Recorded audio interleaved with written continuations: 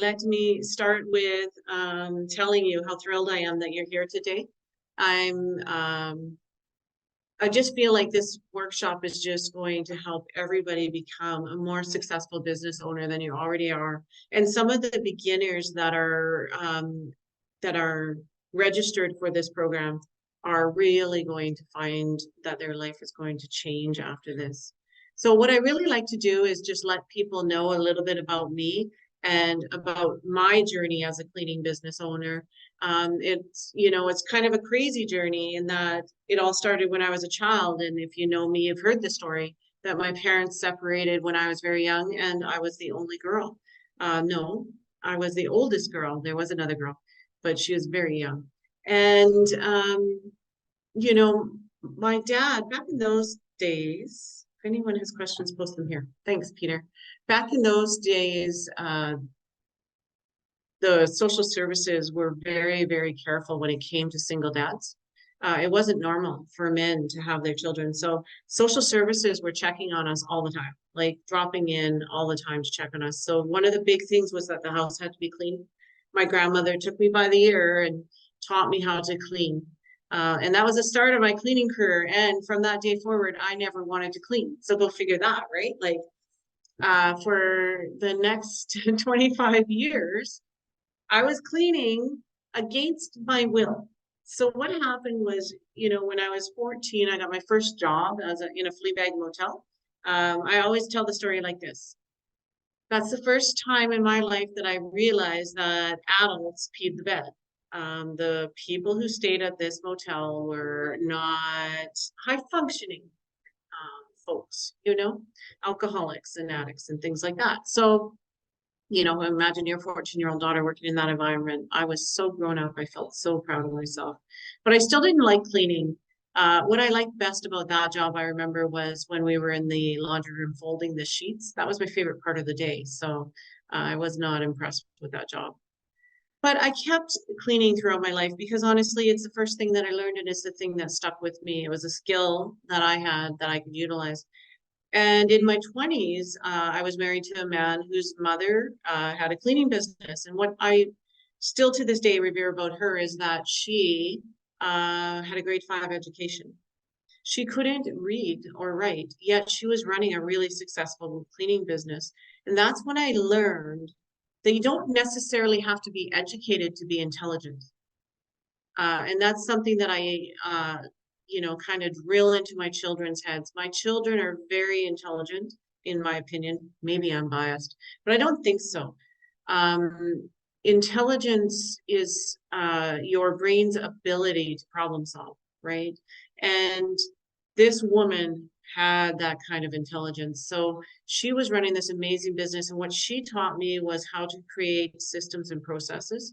She taught me how to break a job down and create a working procedure to make it clean, to clean it efficiently and with high quality. She was detail oriented. So she taught me all of that, but what she didn't agree with that I really wanted was employees. She wanted me to take over the business once she retired, but she didn't want to hire any employees. She was doing the business all by herself, or her and I were. We were working late. Like sometimes we were up to 3, 4 in the morning working, and sometimes we'd work split shifts. We'd start at 7 a.m. We'd work until 1. We'd go home and back out at 6 until 2 or 3. Like it was just crazy. And what ended up happening there was I actually learned everything that I know, I think, about running a cleaning business from the procedural standpoint. Her son and I broke up, and so I was no longer in the running to inherit the family business. So I went on with my life, and I went down the road of being a caregiver in dementia care, which was, it is a part of my life that I am so proud of. I really grew into the person I am through that job. I did spend 2 years in palliative care. I took care of people through the death and dying phase. So I sat with people in their final moments and saw them take their last breath, and then I cleaned up their bodies after. And this kind of really, I think, if you know me and you know about the empathy side of me, I think it comes from those days doing that and just really getting a good understanding of how frail life is and how quickly it can change. So going through that was dementia care, and that's when I learned my communication skills. I would be the one that they called when there was a resident who could only speak with their eyes. They would call me to translate because I could actually figure out what somebody needed or wanted from the movement of their eyes or a quick nudge of their head. I could figure out what they wanted and still can actually. It's actually kind of a cool skill to know. The truth of the matter is that 80% of all communication is nonverbal. And once you start to learn nonverbal skills and cues, you can actually understand so much more of what's going on. And it's a really good skill to have when you're working in sales or when you're doing on-site consults. It's really great for employees as well. So I think that's really brought me a long ways in life. Anyway, I'm making it long and I didn't mean to. I want to tell you about how I ended up here.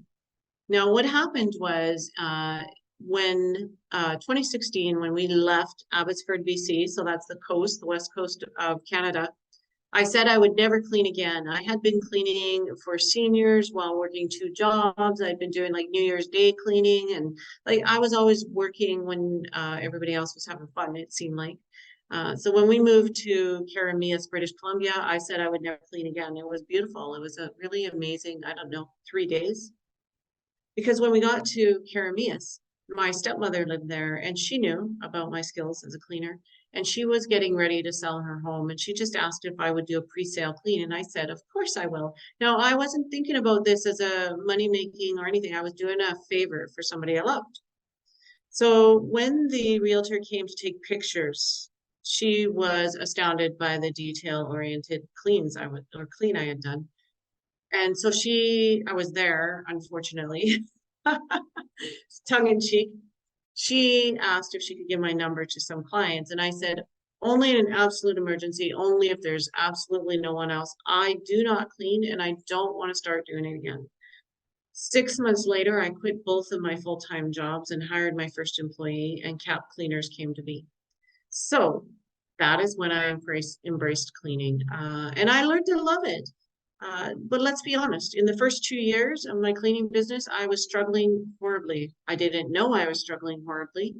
I was really underpricing my services. I really had no idea about pricing for profit. And so basically what happened was the more people I hired and the more they worked, the less I made. The more I had to work in order to pay my wages. Is there anybody here that can identify with that? You know, just Misha's shaking her head. Yes. You know, it's really crazy. If you are not charging enough, you are going to have to work to pay people to go out and lose money for you. Like, honestly, that's exactly how it is. When I learned pricing for profit, was that for every hour for every hour that I had an employee out working for me, I needed to pay $5.72 out of my own pocket. Now think about that. I had 20 employees when COVID hit, and the internet connection went out a little bit there. I'm not sure if you guys missed some of that. I had 20 employees when COVID hit, and I had to pay $5.72 for every hour that they worked out of my own pocket. So what happened was I was working 20 hours a day. Money was moving, but I was broke. I was always having trouble making payroll, always. And I didn't know why. It was a few months later, you know, if you know me, you know that I lost everything when COVID hit because we were 98% residential back then. Thank God. The universe just put in a big old stop. Stop. You're not allowed to go to work anymore. Stop. You have to move out of your house. We lost our home. We ended up homeless for 3 months. Stop. You have to move to a new town. You stop. You need to pivot. And so I pivoted to vacation rental and commercial cleaning, to which I had an idea of what needed to be done, but no idea at all, you know? And I found an online mentor, and I learned some of the things that I teach in my program, and I learned more skills from beyond the program than I can ever even imagine. The person that I was when I left that program to the person now is just unbelievably different. And I'm so grateful for it. I'll just let you know that that program changed my life. Well, I didn't, well, I only picked up a certain few skills. Sometimes that's all you need.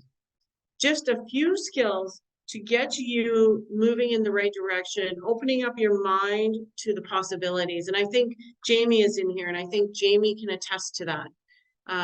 Jamie's the winner of the last CEO master plan we gave away, which is pretty cool. Jamie was in our last 5-day workshop, which was back in February.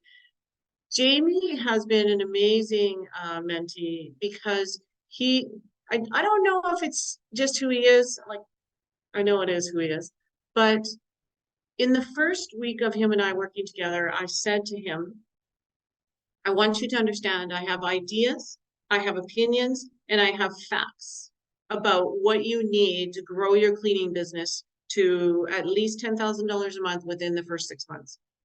But what you need to do as a cleaning business owner is make that applicable to you, to your life, to your geographical location, to your employees. You have to make that applicable to what you're doing in order for it to work. There's no cookie cutter way to do this.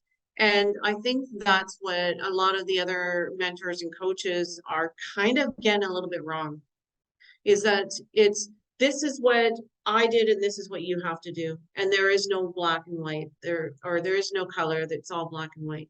It's not true. It's not true. You have to learn what works and then apply it to your life or your business. You know, it's sort of like parenting. You know, I remember when the kids were young and it was a soother situation. I don't know if you guys still have the soother situation, but it's everybody tells you a different thing. One person says, give them a soother as soon as you can. The other says, don't ever give them a soother. And one says, what are you doing putting them to bed with the soother? And the other one's like, if that was my kid, I'd take that soother out of their mouth right now. Well, if you're a new mom and you don't know that you have an opinion, this can be very overwhelming, right? What you have to do is listen to everybody's soother debate, and then decide how it works for you. And I'll let you know that I decided that I would prefer not to listen to a kid scream for 4 hours. And if I had to plug it up with a soother, that was all right with me. And that's what I did. I'll tell you, I don't notice any of the problems that they told me I would have. My children have beautiful teeth. They don't seem to be really dependent on anything or anyone. Very much more healthy emotionally than I am, I'll tell you that. So that's what I mean. The soother, what do you call it? Debauchery? Didn't matter. What mattered was I listened to everybody and made my own decision anyway, and I was successful. That's what it's like being in a great mentorship or coaching program. The only thing that I like to warn my clients about is, you know, there's this thing that you hear being said. I don't know who said it first. I know that I've heard it so many times and said it so many times that it feels like it was me. It wasn't me. And it is the definition of insanity is doing the same thing over and over again and expecting a different result. Well, when I have clients in my program who come to me for advice, don't follow that advice, do the thing that they've been doing wrong again, and then expect me to take responsibility because it didn't work, that's when I sort of say, hey, you need to listen to me. You need to hear what I'm saying. It doesn't work to use warm body syndrome to get new employees or to get good employees. It doesn't work. Stop doing it, right? Otherwise, you really should go to any mentor that you have, listen to what they have to say, get some advice from other mentors. I know that Jamie listens to more than one. Another person here that has more than one coach or listens to more than one coach is Rasheen. Now, he told me the other day that I'm the only coach that he pays. but he also he listens to podcasts and he goes to other free workshops, I do believe. And it's really interesting when he comes back to me and tells me what he heard there, what other coaches agree with and other coaches do differently. So it's actually kind of fun for me too. Anyway, that's the whole point of the conversation is be you, but listen to your mentors, have more than one, and just go out and kill it. Just do what Jamie did. Just go out and do it. You can do it. You can do it. So that's it. That's that whole rapport building part here. If I had had a coach sooner, I'm sure that I would be further ahead. Absolutely. The struggles also made me who I am, so I'm okay with the struggles too. Any questions about me, my journey, or any, does anybody have anything to add? Did anybody have a similar struggle? Everybody is always so quiet. You wonder why I talk so much. Like, I wonder why I talk so much. And then I realize it's because I'm expected to. All right, let's continue on our journey. I'm going to look at my cheat sheet and try to pretend like I'm not. So I'm looking at my cheat sheet now. Let me see if I can get myself together here. I would love to take a moment to get to know each of you. So if you don't mind, I'd love for you to just put in the chat where you're from and what your niche is. Is it residential? Is it commercial? Is it vacation rental? I know the people in this room, but for the sake of argument, can you just let me know?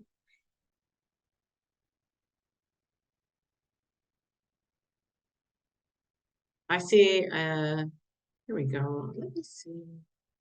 My dear friend Erica is saying that she's cooking. She's listening, but she's cooking. I already knew that. She's cooking pork chops. Yum, yum.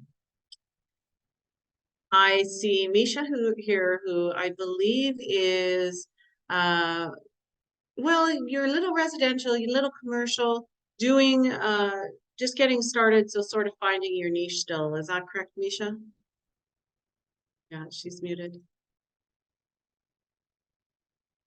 Yes, right now I'm mostly doing a little bit of residential. I don't have a lot, but I'm hoping to switch just to commercial. So that's my goal. So, Yeah, commercial is really good. What is it about commercial that you're attracted to? I like the consistency of it. I don't like this going around and trying to please this person, that person, and you know, um, yeah, I like the consistency of going to one place, getting the job done. I know what is expected of me, and then I move on to the next place or go home, whatever. Yeah. I don't know. Yeah, It just you seems. I also like the aspect that there's the contract and they can't just switch at the last minute. I mean, of course, you yes. can always change cleaners and stuff, but at least there's at least a warning or whatever, and if things aren't working out or whatever. But at least there's the contract. I think I also like the idea of making a larger amount of money in one spot rather than going to several different places. So Mhm. Yeah, those are all amazing points. Yeah. The one thing that I like about commercial is professional courtesy. You know, you're not kind of looked down on and you're not like treated like the maid. You're a business professional, and hopefully if you're attracting the right audience or the right target market, then you're treated as such.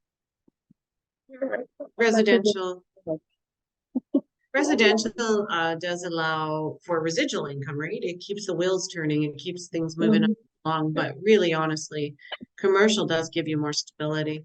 We have Rasheen, who's in Texas, and he's taking care of commercial cleaning. Um, Erica Painter is in North Carolina, and she is taking care of cleaners. So if you're a cleaning business owner, Erica's taking care of you. Erica is, somebody that I've come to really enjoy getting to know. Really, as you're going to learn today, I really believe in core values and pulling people into our network using our core values. And Erica is one of the people that I have just bonded with almost like right from the start as a real core values match. what I really loved about Erica was when I invited her to come to this challenge, she was all for it. Then she went out and invited like 80 people to join us, which was really phenomenal. I was getting so many people joining the group. It was crazy. And I was really appreciative of that. She goes at this stuff with vigor and excitement and energy. And here she is tonight. No, she doesn't have to be here, but she is to show her support for you and for me. And I just think is amazing. So through the week, you'll get to know her and you'll be really glad you did. Jamie is in Ohio. Is that right? Ohio, I think. I always want to say Idaho. I say that every time I say this. Grace Cleans, amazing, amazing. I am correct, eh? Haha. All right, so you know what, guys? I'm going to talk a little bit about what we're doing tonight, and we're just going to get busy with it. You're probably getting a little sick of this and ready to get on with it, especially it's probably been a long day. So today, what we're going to really focus on is understanding who you are as a business owner. We're going to be deciding on we're going to help you decide on the difference between subcontractors and employees. So what I meant by that is I'm going to tell you the difference and help you decide. And we're going to talk a little bit about how to build an employee attraction system. Now, all of this takes about probably a week to learn in my program. So I'm just going to like compress it. So you're not going to get the full meal deal here, but you're going to get enough to get you on the right track. And this is something that I'm really proud of. It surprises people every time that we discuss this stuff. So I'm just going to share with you the most important thing, which is how to attract like-minded individuals to your business. So everybody in this room, except Erica, I think, has been exposed to the core values exercise on how to attract core values, like-minded people to your network. So I do have a presentation for this, but I'm feeling more comfortable with just explaining it to you guys. So I'm going to explain it and then we're just going to walk through the core values presentation. I am going to ask somebody, I'm going to ask anybody to stand up and do this with me. So if anybody's willing to walk through the core values exercise with me so that we can show the people who haven't been exposed, I'd really appreciate it. And if you put a 1 in the chat, I'll know that you're offering up your services. And if you don't, I will probably pick one of my victims, somebody from my family to help out with that. So let me prepare myself here. I'm going to walk you guys through the core values. Let's start first with the whole purpose of understanding core values. Quite often when I ask people, hey, do you have core values? They go, well, yeah, and they'll start talking to me about, we do this, we do that, mission and a purpose. And they basically understand the concept of core values, but they don't understand how to define it. And that's the thing. And neither did I until I took a course to learn how to do this. I didn't understand core values at all. So if you're somebody who doesn't really understand it, don't feel awkward about it. Thanks, Peter. Yeah, Employee Attraction 101. You're right. This does go into the whole thing.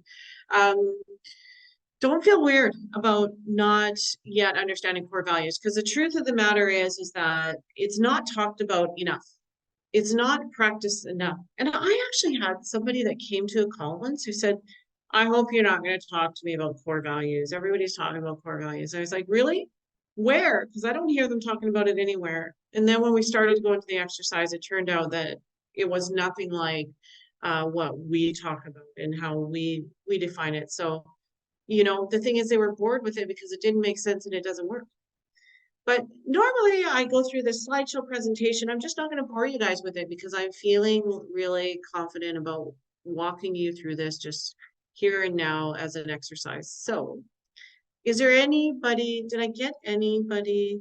Well, Peter did say 101, and I said put a 1 in the chat if you're going to. So I'm going to come to you, Peter, and I'm going to I ask was you. set up. I'm going to ask you to go through this exercise with me so everybody can see exactly how to do it. Now, anybody watching the replay, I would love for you to go ahead and do this along with us. It really works best if you're just giving your automatic, honest answer. That's the best way. But if your automatic, honest answer isn't going to work for you, that's fine. You can follow along and do it with us. I wanted to welcome Charlotte, who came in here just a couple minutes. Welcome to the challenge, Charlotte. We're so glad to have you. So, Peter, it's very, very simple. All I need you to do is just go along with me and just answer my questions as honestly as you can possibly do it. The funny thing is, I've never done this exercise with you, so now I'm kind of excited to find out where this Okay, maybe. let's do it. Maybe. Okay, so let's go for it. So, Peter, I really want you to just answer me with the first and most, hi, Charlotte said hi, everyone. The first and most honest answer that you can give me, and that is Certainly. to the question. The question is, can you please tell me something that when it happens to someone else or it happens to you, it makes you angry or upset? Oh. I would say probably being blamed for something that they didn't do. Blame. Being held So accountable for something and not without, without justification. Placing blame and not being accountable? Yeah, or no, like, or being unnecessary discipline. Yeah, just you know what I mean? Yeah, you're giving me a lot. Okay. This is great. Thank you so very much. Now, you've done the first 6 steps already, so. Okay, so now, all I need you to do is tell me the exact opposite of each of these. So the exact opposite in your words of placing blame. Oh, you collecting facts first, so trusting. Trusting? Or asking questions before jumping to conclusions. I'm not asking you for a definition. I'm asking you for the exact opposite of placing blame. You're putting too much thought into it. That's why I said the first thing that comes to your mind. Yeah. I'm just thinking the opposite of it is, like, if somebody's blaming me for something, I want them to come at me more as understanding. But it's still Are you still overthinking? It's like benefit of the doubt. Yeah. Are you still overthinking it? What is the opposite of placing blame? Oh, how about not blaming? Oh, overthinking, and it's right in front of me and I can't even see it. Too funny. Okay. Not being accountable. Oh, okay, I got it now. I can be accountable. There you go. And then unnecessary discipline. Lenient. Lenient? Yeah, being lenient instead of giving unnecessary discipline. Be lenient. Have empathy as well as yeah, you got to be strict, but you still have to have empathy. You can't just be constantly finger pointing and stuff. Have empathy. I love that. Okay. Well, we went through that very quickly. Sometimes it takes 20 minutes to drag this out of people, and I got it out of you in 20 seconds. So I really appreciate that. Thank you. I'm sure everybody watching appreciates it too. You are amazing, Peter. You are the best student ever. He is my husband, everybody. So he makes my supper and he brings me coffee in the morning. Among other things. I don't mean to insinuate that's all he does for me.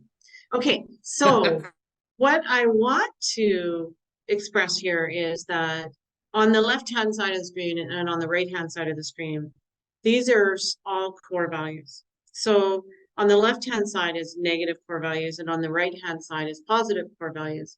And the truth of the matter is that any business can run on either negative core values or positive core values. Businesses that run according to negative core values would be something like, actually, rather than me telling you, does anybody have any ideas about negative core values based businesses? You can shout it out or you can let me know in the chat. I have a couple that I always say every time, and I just think it hits it right on the head. Anybody? I'll tell you that one of my ideas for negative core values is like the mafia.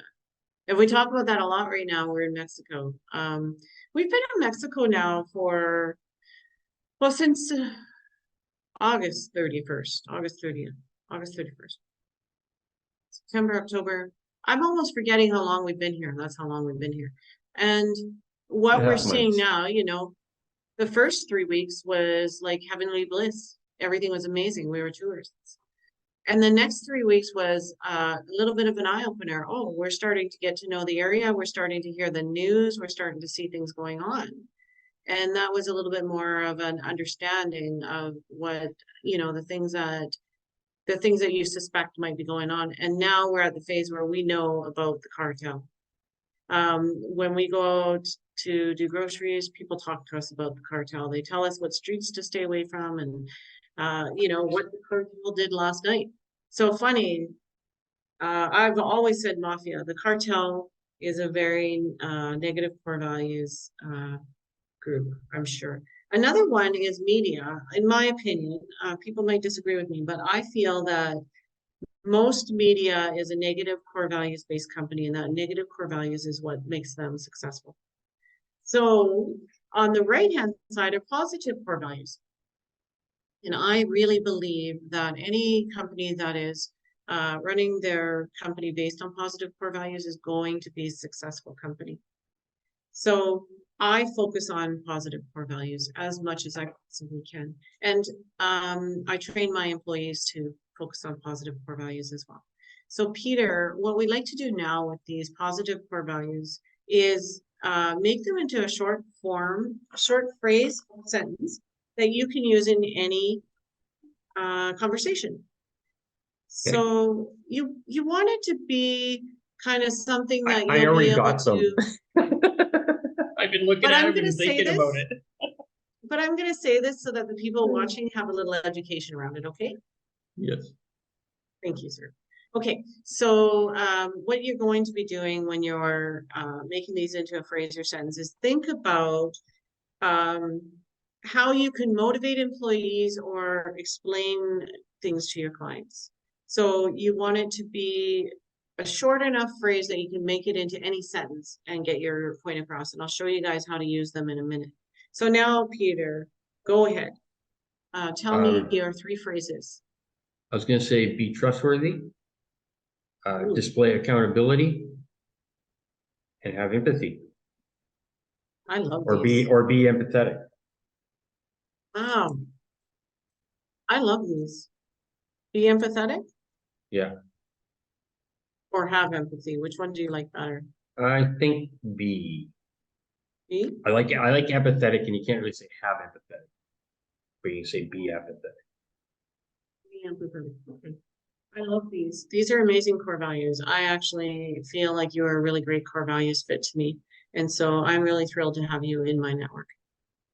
Oh, thank you. You're welcome. Okay. Don't know what I would do if I wasn't. So now that you have your core values here, and what I usually tell people is go ahead and sit down and write 20 negatives and then write 20 positives and then pick out the ones that make the most sense for your business. Because this is what we're doing. Now you can have different core values for different businesses, different core values for different occasions or circumstances. So different core values for home, different core values for business. Mine seem to follow me. I have a set of core values that I use for my cleaning business. They are do good, be good, do what is required, and work as a team. But the truth of the matter is, my first to do good and be good were core values that I used with my children. So when my children were heading out the door to go to school or to go play or whatever, I would tell them, do good, be good, and good things will happen. And then when they got to be teenagers, I had a whiteboard by the door, and even when they were adults, a whiteboard by the door that said, do good, be good, good things will happen. And then what I really loved is that my kids would write little notes on there for me, especially my son Clayton. It was, I miss those days, to tell you the truth. But the thing is that those were my personal life core values. I couldn't help myself but bring them into my business. And then when I started my online business, I thought I need different core values. I need core values that are more in line with the online world. And I made some core values. They were really amazing core values, and I have no idea what they were. Because I always go back to my initial core values: do good, be good, do what is required, and work as a team. Those are the ones that stick out for me most, because those are the most true to who I am. So if you want to know who I am, now you know. If you listen to my core values, you've got it. I add 2 core values to my situation when it comes to employees, and they are complaints versus resolution and reliability and dependability. So I actually do have 6 for the cleaning business, but those other 2 happen for review purposes mostly. But I'll bring it up in when I'm talking to my employees, which brings me to the next point. You need to learn how to use these core values in conversations. And once you do, they will diffuse any situation. They take the fear from your soul or your heart, the fear of confrontation. It takes it away. And this fear of confrontation doesn't only happen when it comes to employees, it happens with clients. And many of you may be experiencing that clients are pushing you around in terms of your pricing or your service model, where they might be calling you up and saying, your cleaners didn't do a good job. They left the toilet seat up. I want $50 off my, I'm being all flippant here. They might be making unreasonable expectations for credits or refunds, trying to push you around. And once you can have core values related conversation, you can diffuse that situation. And as I heard Peter telling somebody today, I had a client one time call me upset about a laundry situation. I think it was wet linens. I think it was wet sheets actually on the bed. And when we got to talking about it, using a core values conversation, I actually talked the client into getting a new washer and dryer, which we had before the next turn. I talked them into and I also talked them into increasing their rate and allowing us more hours. So this conversation, where a lot of people would think if a client calls you and complains that their guest showed up and the sheets were wet and it was terrible. Like, I couldn't believe it happened. I couldn't believe that my employees would put wet sheets on a bed. But I had been discussing the issue with the dryer for many months with the client. So, I mean, I'm sure that the employees finally had enough. They finally hit their breaking point, and they just did something that they maybe shouldn't have, but with the outcome, it turns out they should have. The point is that a lot of people would be giving away the cleaning for free or losing the client. But with a core values related conversation, I was able to get a new washer and dryer, more time added to the clean, and an increase in the rate.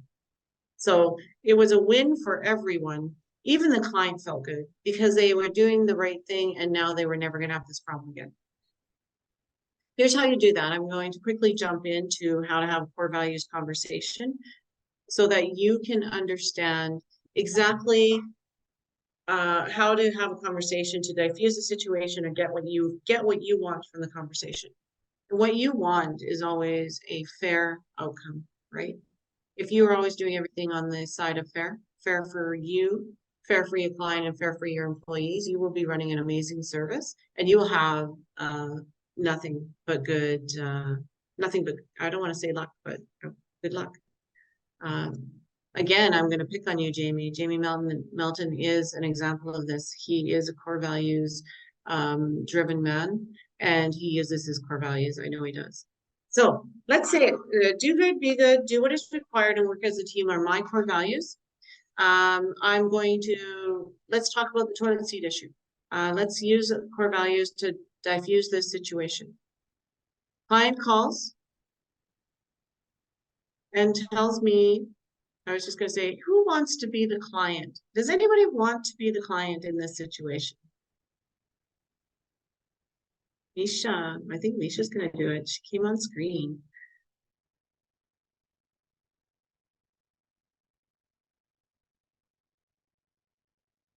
Want me to help out? Ask to unmute. Oh, yes, sorry. Awesome. Thank you for stepping up. Do you want to give me a scenario? Can you give me a scenario that you are an unsatisfied client? Um, sure. I can, I missed a few minutes of what you were doing. I was Oh, dealing with stuff. Anyways, um, yeah, I can pretend to be a stinker or whatever. yeah. Be a stinker Um, for us, yes. here, let me turn this up. This is so quiet. Hold on. Volume. Anyways, Carrie, I know your team has been working really hard cleaning my offices, doing cleaning for me. But I've noticed a lot of cobwebs lately in several of the offices. And I think I would really like all those cobwebs to be gone. And yeah, it just seems like there's around the corners, in the corners of the offices, there seems to be a little, quite a bit of dirt, which is kind of disturbing to me because I'm paying you guys very well to be clean my offices for me, and I really want to look professional. I want my areas to be clean and my people to be in a clean environment. And so I would really appreciate it if you could have your team pay a little more attention to the corners of the offices. I know there's a lot of cords and stuff in here, and so dust collects around those areas a lot. But I would really appreciate more detailing in those areas as well as the cobwebs. I know you guys have a lot on your plate, a lot to clean, and so anyways, I just wanted to bring that to your attention. Misha, thank you so much for letting me know. I really appreciate you letting me know. Here at Cap Cleaners, we have, sorry, here at Cap Cleaners, we actually do reward our cleaning technicians based on their ability to follow our core values. And our core values are do good, be good, do what is required, and work as a team. And another core value that's really important is the one that is called complaints versus resolution.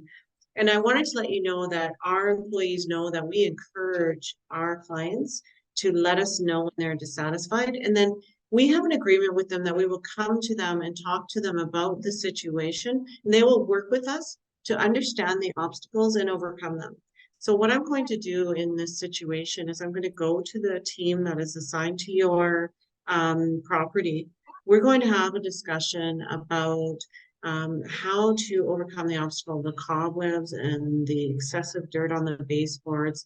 And you said around the corners, so that makes me think that maybe they're just not getting behind, maybe behind the garbage cans and stuff like that. So what I'm going to do is I'm going to go to them and talk to them about your concerns, and then I'm going to remind them Okay, that's good now. that they are required to follow our core values of do good, be good, do what is required, and work as a team. We're going to work as a team to come up with a solution. Then they're going to do what is required by implementing the solution. Moving forward, we are going to make sure that we're following up with them, that they're following through with their final walkthrough checklist to make sure everything is taken care of every single time. Does that sound like a good solution to you? That sounds great. Thank you so much. That I would really appreciate the time you're taking to talk talk with me about this. And yeah, that'd be wonderful. Thank you. Thank you. Really, I do appreciate you coming to me with your concerns because it allows me the opportunity to improve my service, and it allows me the chance to motivate my employees to do better. We do have a reward system, and one of the things on the reward system is that they will help us learn how we can overcome obstacles. So I'm really excited to go to the team and get this sorted out. Thank you. You're welcome. I'll let you know what happens and we'll follow up with you after their next cleaning to see if things are better over there. All right, sounds wonderful. Thank you so much. Thanks so much, Misha. It's been wonderful talking to you today. Nice to talk to you. See, that's the thing, is that me being somebody who's really terrified of confrontation, when I come at it from a core values perspective, I don't fear it anymore because I'm being honest and truthful about everything I say. It's not a fear anymore for me. And that was in my first 2 years, It's just so quiet. terrified of complaints. Like I would do anything to avoid them. I hated Okay, cleaning see, from the somebody screen. was in the Thank you. property because if I was cleaning when they were in the property, then there was an opportunity that they might tell me that they're unsatisfied about something and then I might have to deal with that. Like I used to hide from those types of things. And now I have no problem calling and saying, how are things going? Are there any concerns? How can I help? I have no problem stopping by. I still get a little edgy when we do a drop in. Usually, special just before any kind of special occasion, we'll drop in with whatever it should be. Like before Valentine's Day, it's chocolates, right? I used to feel really, really nervous. I'd be afraid that they were going to complain, and now I look forward to complaints. So once you get comfortable with core values conversations, it can give you that foundation that you need to be able to feel like you've got control of the situation. So with the employee, I wonder if I could call on Candace to be our employee. Would you mind, Candace, or is that asking too much? If you're uncomfortable, you can just shake your head no. She's doing nothing. So I don't know what that means. Sorry, my mute wouldn't unmute. Oh, okay. I thought, Can you repeat that again? I was still thinking about what you and Misha were talking about. no problem. I wonder if you mind acting as the employee that that I'm calling to talk to about this situation. Do you mind pretending to be the employee? Sure. Great, so you're the best. Talk about putting you on the spot, hey?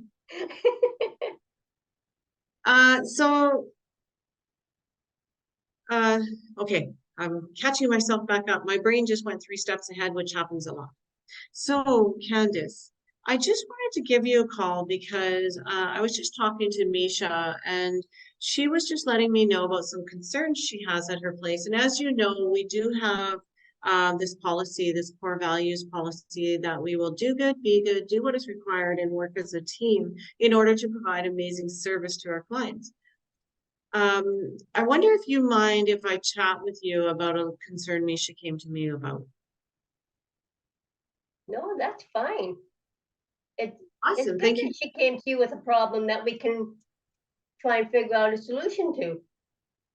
Thank you. I really appreciate your openness to being able to talk about this. So I wanted to remind you about our core value of complaints versus resolution, and that we do actually ask our our clients to come to us with any concern they have, no matter how little, so that we can find a way to overcome the obstacle and be able to provide better service. So the complaint that came from Misha, and I'd rather call it a concern really, the concern that came from Misha is that she's just noticing there's a lot of cobwebs going on and some dust buildup on the baseboards, and it sounds like maybe we're not being as detail oriented as we should be with the vacuum cleaner. Just wondering, is there any obstacle at that property that would have you unable to perform your tasks? Well, in some of the offices, they're kind of cramped, and we try to get around them as best we can. And yeah, sometimes we can't get right into those corners, so maybe we should just work on trying to get a little closer to them. The cobweb situation, we're going to have to look up a lot more and pay attention to what's going on around us. That's amazing. And maybe our final walkthroughs aren't taking place as much as they should be, and we should be checking on each other a little more. Yeah, you know, I really appreciate all of the things you said. One thing that really stuck out the cramped spaces and the vacuuming. I wonder if we need to maybe reevaluate the vacuum. Maybe the vacuum head's too big, and maybe we need to just see if we can find another way to get the dusting in those tight spaces. That could be a solution. I think Let that us- I would let us really work- like, Sorry, let us work on that a bit, see if we can figure something out. If we can't, one of us or all of us will come to you and tell you the vacuum is just too awkward to use in those areas. yeah, that's great. And while you're doing that, I'll just have you, the next time that you're there, I'll have you really like troubleshoot that. And while you're doing that, I'm going to be just looking online and researching different vacuums to see if maybe it's as simple as just getting a more effective vacuum. When I think about the overhead cobwebs, I think that maybe there needs to be a longer attachment on the vacuum. So perhaps next time you can just see if the attachment on the vacuum reaches the high up areas, or if we need maybe an extendable duster or something like that. Could you do that for us? We can work on that situation too, yes. Thanks very much. I really appreciate it. I love your commitment to our core values of do good, be good, do what is required, and work as a team. I'll let you know that we're actually going to make sure that we mark your file so that we know that you went out of your way to make sure that you took care of the complaints versus resolution section of our core values. And the last thing that I want to say is, could you please make sure to update your notes in the Jobber app the next time that you're at the property so that you can make sure that we understand the problem. And I'll make sure that our admin staff are looking at that and we're finding some solutions so that we can take care of that within the next 2 visits. Yes, we will make sure all that is done, and thank you. You're welcome. Thank you so much for being so open to working with us. We appreciate it. So, of course, Candace and I really like each other. But, there are times when you might have a disgruntled employee and it will just diffuse them when you start talking in core values. They cannot argue with it. There's no gray area. There's no way that they can argue with the facts. And the facts are that this missing the cobwebs goes against our core values. Somebody somewhere is not doing what's required if they are not getting the cobwebs. It's, that's a general scope of work. There might be times where it's something that you just don't think of, and that's fine. The point is, if it's not following the core values, then it's not good enough kind of thing. I think that was another thing we used to say. At Cap Cleaners, nothing is ever good enough. It's either complete or incomplete. And there was more to it. It's either complete or incomplete, and I don't know. I don't remember the rest. It's been a while since I worked at Cap Cleaners, just so you know. Cap Cleaners no longer belongs to me as of today, which is kind of an interesting thing. So we're going to kind of keep track of that story, and we'll be letting you guys know how it unfolds. But Cap Cleaners is no longer my business, and this is weird for me. So it's been a while since I've been out, and now it's not even mine. Weird. I would love to help any one of you get here. This is an amazing feeling. So let's move on.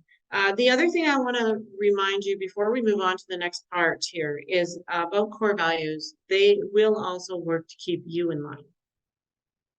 So I have moments, and we all have moments where we are not at our best.